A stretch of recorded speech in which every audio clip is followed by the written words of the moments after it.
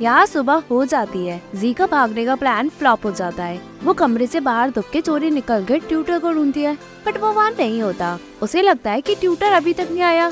वो यान के रूम में जाकर चेक करती है, बट वहाँ कोई भी नहीं होता। वो खुशी से नीचे उतरकर यान को अपने ब्रेकफास्ट बनाने को कहकर कहती है, ट्यूटर नहीं आया।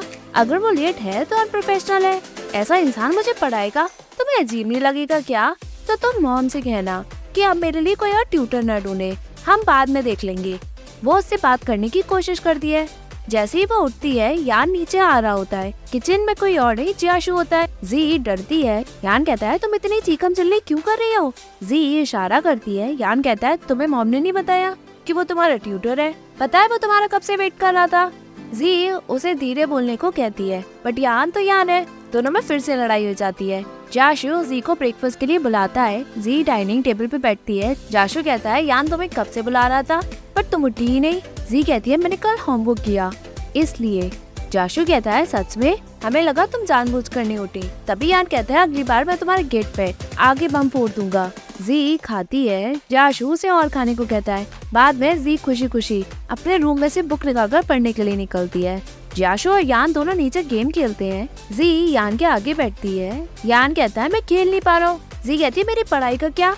यान कहता है, खुद पढ़ लो ना। जाशु कहता है, तुम पढ़ लो, मैं ये गेम खत्म करके आता हूँ। जी खुश होकर पूछती है, क्या फ्रूट खाओगे? जाशु मना करता है, बट जी फिर भी चली जाती है। यान उस पे गुस्सा करता है। जाशु कहता है, हर बार अपनी बहन पे गुस्सा मत हुआ करो। जी और यान में फ्रूट काटने को लेकर बातें होती है। जाशु सब देखकर बहुत खुश होता है और जी को अपना रेज्यूमे पढ़ने को कहता है। वो यान से कहता है, मुझे इसके ट्यूटर से मत हटाना। यान कहता है, तुम चिंता मत करो, तुम्हारे अलावा कोई इसे नहीं संभाल सकता, सिर्फ तुम ही एक ऑप्शन हो हमारे पास। जी ये रेज्यूमे देखकर जाशु की फोटो लेने की कोशिश करती है, बट वो ले नहीं पाती। जैसे ही जाशु जी को देखता है, जाशु पोज मारता है। यान पूछता है, किसकी फोटो ले रही हो तुम? जाशु कहता है, शायद मेरी। यान कहता है, क्यों लिया तुमने? क्या तुम्हारा भाई जाशु से ज्यादा हैंडसम है? जी कुछ भी नहीं कहती। यान कहता है, तो अच्छा तुम इसलिए फोटो ले रही थी ताकि तुम मॉम और डैड को हमारी कंप्लेन कर सको।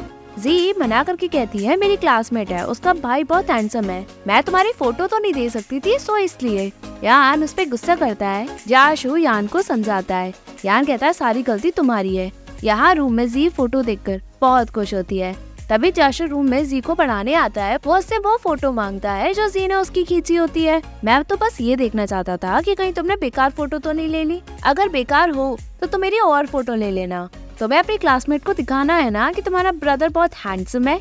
जी कहती है, हम पढ़ने आए हैं, चलो। वो उठकर पढ़ने बैठती है। जाशु उसे पढ़ाना स्टार्ट करता है। जी खुश होकर पढ़ती है। जाशु कहता है, मैंने तुम्हें क्लास में ध्यान से पढ़ने को कहा था।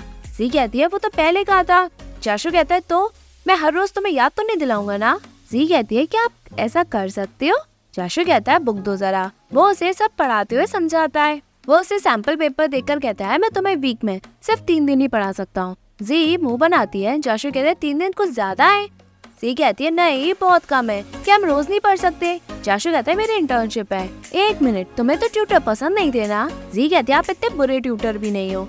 जाशु कहता है, मुझे बिलीव नहीं हो रहा कि तुम पढ़ना चाहती हो, चलो फोकस करो। जी पढ़ते हुए पूछती है, आपने यहाँ की यूनिवर्सिटी क्यों ज्वाइन की? यही की भी तो यूनिवर्सिटी अच्छी थी। जाशु कहता है, मुझे वहाँ नहीं पढ़ना था, अलग जगह जाकर पढ़ना अच्छा है। जी पूछती है, तो फिर यहाँ क्यों?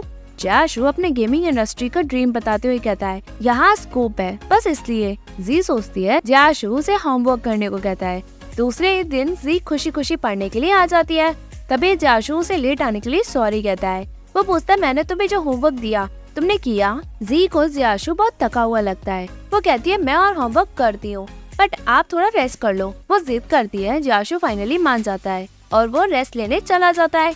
जी अपने भाई की स्वेटशर्ट जाशु के ऊपर डालकर होमवर्क करती है। जैसे ही जाशु उठता है, वो उसे छेड़ते हुए पूछता है, तुम क्या कर रही हो? पेपर कहाँ है बताओ।